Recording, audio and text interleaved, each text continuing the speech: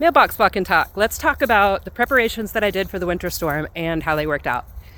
So I did the terracotta pot candle heater dealie, and I used a small pot inside of a bigger one with an eye bolt, a threaded eye bolt with a nut in between the two pots to keep them separated. I set those up on top of bricks, which were on top of a terracotta saucer. I used between 5 and 7 candles, and it brought the temperature in my room up about 2 degrees each time. So I would say that definitely works. I would like to get a bigger terracotta pot for the outside. I think that would work even better. But that is something that I will use again if I need to. There is something big running around over there. I don't know what it is.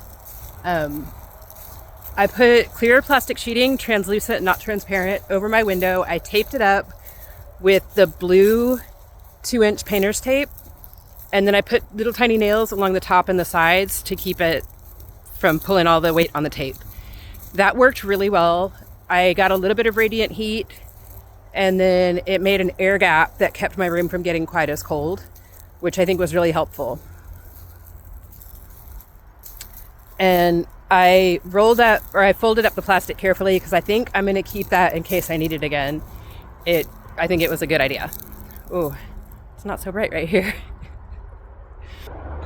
I did a blanket fort over my bed with PVC. I went with the cheapest way I could design it, and the cats kept crashing it.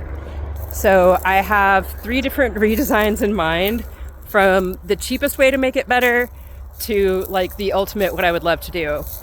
And that might be a thing that I do every winter, depending on how it works once I have my full solar system up and my lost my train of thought. And my central air going. That's what I was trying to say.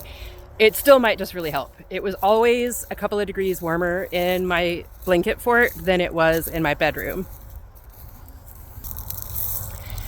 Then with my generator running, my solar generator, I also used my electric blanket for an hour. It has a timer for an hour every night when I first got in bed and closed the blanket fort.